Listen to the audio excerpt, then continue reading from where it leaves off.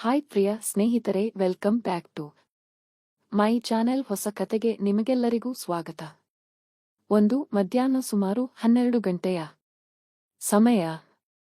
ಬೆಂಗಳೂರಿನ ಅತ್ಯಂತ ದೊಡ್ಡ ಖಾಸಗಿ ಬ್ಯಾಂಕ್ಗಳಲ್ಲಿ ಒಂದಾದ ವಿಕಾಸ್ ಬ್ಯಾಂಕ್ ನ ಮುಖ್ಯ ಶಾಖೆಯಲ್ಲಿ ಜನದಟ್ಟಣೆ ಇತ್ತು. ಆ ದಿನವೂ ಸಾಮಾನ್ಯವಾಗಿ ತುಂಬಾ ಗ್ರಾಹಕರಿದ್ದರು.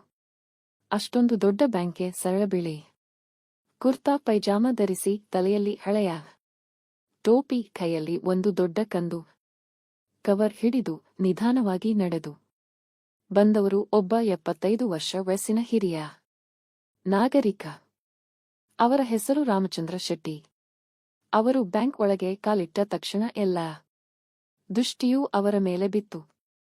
ಯಾರೋ ಒಬ್ಬರು ಇವರು ಇಲ್ಲಿಗೆ ಏನು ಕೆಲಸ ಎಂದು ಗುನುಗುಟ್ಟಿದರು. ಇನ್ನೊಬ್ಬರು ನಗುತ್ತಾ ಬಹುಶಃ ಪಾಸ್ಬುಕ್ ಅಪ್ಡೇಟ್ಗೆ ಬಂದಿರಬಹುದು ಎಂದರು. ಆದರೆ ರಾಮಚಂದ್ರ ಶೆಟ್ಟಿ ಯಾರ ಮಾತಿಗೂ ಕಿವಿಗೊಡದೆ ನಿಧಾನವಾಗಿ ಕೌಂಟರ್ ಕಡೆಗೆ ನಡೆದರು. ಕಸ್ಟಮರ್ ಕೇರ್ ಡೆಸ್ಕ್ನಲ್ಲಿ ಹೊಸದಾಗಿ ಸೇರಿದ್ದ ಯುವತಿ ಸೌಮ್ಯ ಕುಳಿತಿದ್ದಳು. ರಾಮಚಂದ್ರ ಶೆಟ್ಟಿ ಕವರ್ ಇಟ್ಟು, ಚಿಕ್ಕಮ್ಮ, ನನ್ನ ಖಾತೆಯಲ್ಲಿ ಸ್ವಲ್ಪ ತೊಂದರೆ ಆಗ್ತಿದೆ. ಒಂದಷ್ಟು ವ್ಯವಹಾರಗಳು ನಿಲ್ಲುತ್ತಿವೆ. ಒಮ್ಮೆ ಚೆಕ್ ಮಾಡಿ ಹೇಳಿ ಎಂದು ವಿನಯದಿಂದ ಕೇಳಿದರು. ಸೌಮ್ಯ ಅವರ ಬಟ್ಟೆ ಬರೆಯನ್ನು ಒಮ್ಮೆ ಮೇಲಿನಿಂದ ಕೆಳಗೆ ನೋಡಿ ಸ್ವಲ್ಪ ವ್ಯಂಗ್ಯದ ಸ್ವರದಲ್ಲಿ, ಅಜ್ಜಿ, ನೀವು ಖಂಡಿತ ತಪ್ಪು ಬ್ಯಾಂಕ್ಗೆ ಬಂದಿದ್ದೀರಿ ಅನ್ಸುತ್ತೆ. ಇಲ್ಲಿ ಇಂಥ ಸಾಮಾನ್ಯ ಖಾತೆಗಳು ಇರುವುದಿಲ್ಲ. ನಿಮಗೆ ಬೇಕಿದ್ದರೆ ಹತ್ತಿರದ ಸಹಕಾರಿ ಬ್ಯಾಂಕ್ ಹೇಳ್ತೀನೀಗ ಎಂದಳು.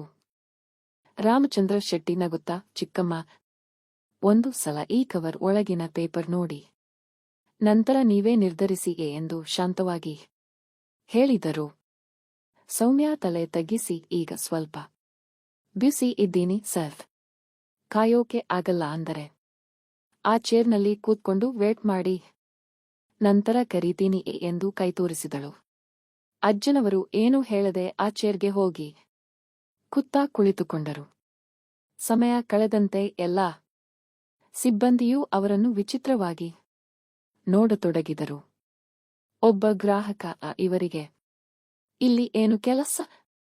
ಸಾಲ ಕೇಳೋಕೆ ಬಂದಿರಬಹುದು ಎಂದು ಗೆಳೆಯನಿಗೆ ಹೇಳಿದ. ಇನ್ನೊಬ್ಬರು ನಕ್ಕರು. ಅರ್ಧ ಗಂಟೆ ಕಳೆದಿತ್ತು. ಇನ್ನೂ ಯಾರೂ ಕರೆಯಲಿಲ್ಲ. ರಾಮಚಂದ್ರ ಶೆಟ್ಟಿ ಮತ್ತೊಮ್ಮೆ ಸೌಮ್ಯ ಬಳಿ ಹೋಗಿ, ಚಿಕ್ಕಮ್ಮ, ನೀವು ಬಹಳ ಬ್ಯುಸಿ ಇರೋ ತಾಕತ್ತಿದೆ ಕಾಣ್ತಿದೆ. ನನಗೆ ಮ್ಯಾನೇಜರ್ ಅವರನ್ನೊಮ್ಮೆ ಭೇಟಿ ಮಾಡಬೇಕು. ಒಂದು ಫೋನ್ ಮಾಡಿಸಿಗೆ ಎಂದು ವಿನಂತಿಸಿದರು. ಸೌಮ್ಯ ಮುಖ ಗಂಟಿಕ್ಕಿ ಮ್ಯಾನೇಜರ್ ಅವರಿಗೆ ಫೋನ್ ಮಾಡಿದಳು. ಸರ್, ಒಬ್ಬ ಹಿರಿಯರು ನಿಮ್ಮನ್ನ ಭೇಟಿಯಾಗಬೇಕಂತೆ, ಕಳಿಸಲಾ ಎಂದಳು ಕ್ಯಾಬಿನ್ನ ಗಾಜಿನಿಂದ. ರಾಮಚಂದ್ರ ಶೆಟ್ಟಿಯನ್ನು ನೋಡುತ್ತಿದ್ದ ಮ್ಯಾನೇಜರ್ ರಾಹುಲ್ ಗುಪ್ತಾ, ಯಾರು ಅವರು? ನಮ್ಮ ಬ್ಯಾಂಕ್ನ ಖಾತೆ ಇದೆಯಾ? ಬೇಕಿದ್ದರೆ ಸ್ವಲ್ಪ ಹೊತ್ತು ವೇಟ್ ಮಾಡಲು ಹೇಳುವ. ಸಂಭೋಗ ವಶೀಕರಣ ಸ್ಪೆಷಲಿಸ್ಟ್. ವಶೀಕರಣಕ್ಕೋಸ್ಕರನೇ ಕರೆ ಮಾಡಿ. ಮಹಾಕಾಳಿ ತಾಂತ್ರಿಕ ಪೀಠಂ ಶ್ರೀ ಮಹಾ ಅಘೋರ ತಪಸ್ವಿ ನಿಮ್ಮ ಪ್ರೀತಿಯನ್ನ ಮರಳಿ ಪಡೆಯಬೇಕೇ? ನಿಮ್ಮ ಪ್ರೀತಿಯನ್ನ ಮನೆಯಲ್ಲಿ ಒಪ್ಪುತ್ತಿಲ್ಲವೇ? ನೀವು ಇಷ್ಟಪಟ್ಟ ವ್ಯಕ್ತಿ ನಿಮ್ಮಂತೆ ಆಗಬೇಕೇ? ಲವ್ ಮ್ಯಾರೇಜ್ ನಲ್ಲಿ ಕುಟುಂಬದಿಂದ ಕಿರಿಕಿರಿಯಾಗುತ್ತಿದೆಯೇ? ನಿಮ್ಮ ಪತಿ ಅಥವಾ ಪತ್ನಿಗೆ ಪರಸ್ತ್ರೀ ಸಹವಾಸ ಬಿಡಿಸಬೇಕೇ? ಇಲ್ಲಿದೆ ಶಾಶ್ವತ ಪರಿಹಾರ. ವಶೀಕರಣ ಮತ್ತು ಶತ್ರು ಮುತ್ತಿಗೆಗೆ ಓಪನ್ ಚಾಲೆಂಜ್. ನಿಮ್ಮ ಕೆಲಸ ಕೇವಲ 2 ಗಂಟೆಯಲ್ಲಿ ಶಾಶ್ವತ ಸಮಾಧಾನ ಇಲ್ಲಿದೆ. ಕೆಲಸ ಆಗದಿದ್ದಲ್ಲಿ ನಿಮ್ಮ ಹಣ ವಾಪಸ್. ಗುಪ್ತ ಅಘೋರ ವಾಮ ಪದ್ಧತಿಯಿಂದ ಇಲ್ಲಿ ಶಾಶ್ವತ ಪರಿಹಾರ ಗ್ಯಾರಂಟಿ ಎಂದು ಫೋನ್ ಇಟ್ಟರು. ಇನ್ನೂ ಕರೆಯದೆ ಇನ್ನೂ ಅರ್ಧ ಗಂಟೆ ಕಳೆಯಿತು. ರಾಮಚಂದ್ರ ಶೆಟ್ಟಿ ತಾಳ್ಮೆ ಕಳೆದುಕೊಂಡು ನೇರವಾಗಿ ಮ್ಯಾನೇಜರ್ ಕ್ಯಾಬಿನ್ ಕಡೆಗೆ ನಡೆದರು.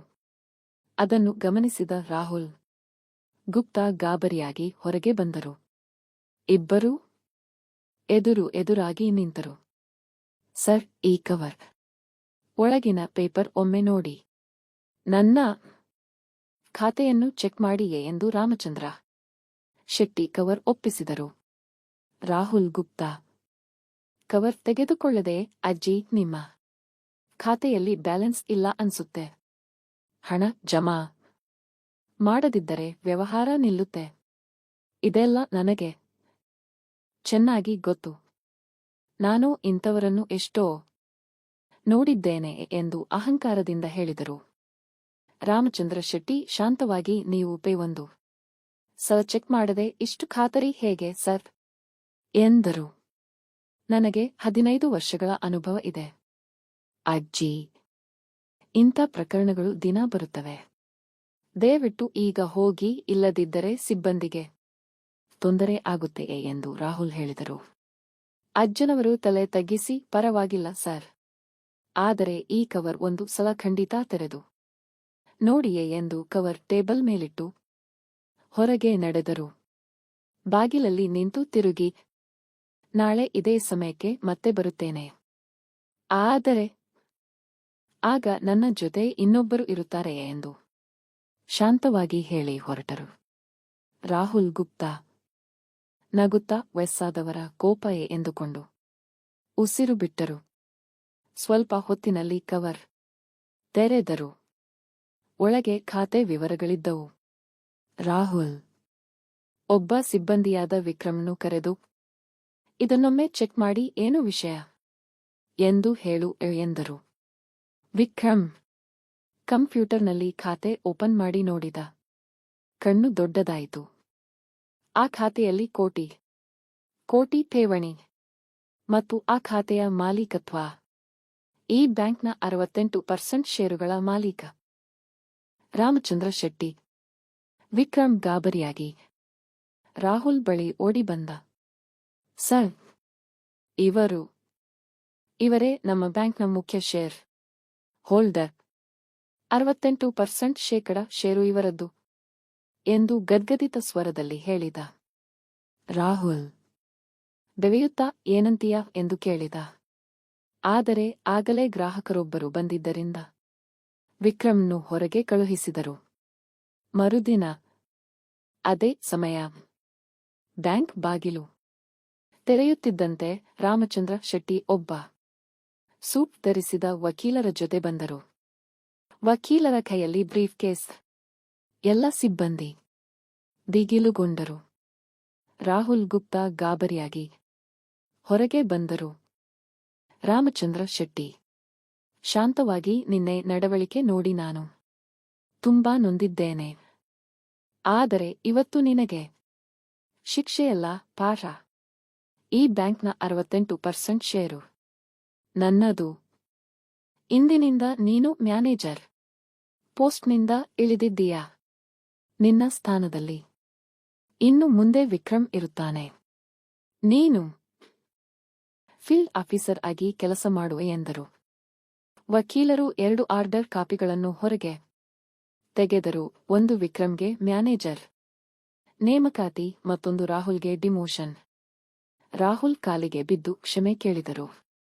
ಆದರೆ ರಾಮಚಂದ್ರ ಶೆಟ್ಟಿ, ಕ್ಷಮೆಯಿಲ್ಲ, ಗ್ರಾಹಕ ದೇವರು. ಬಡವನೋ ಶ್ರೀಮಂತನೋ ಅಂತ ನೋಡದೆ ಎಲ್ಲರಿಗೂ ಸಮಾನ ಗೌರವ ಕೊಡಬೇಕು. ಇದು ನನ್ನ ಬ್ಯಾಂಕ್ನ ನೀತಿ.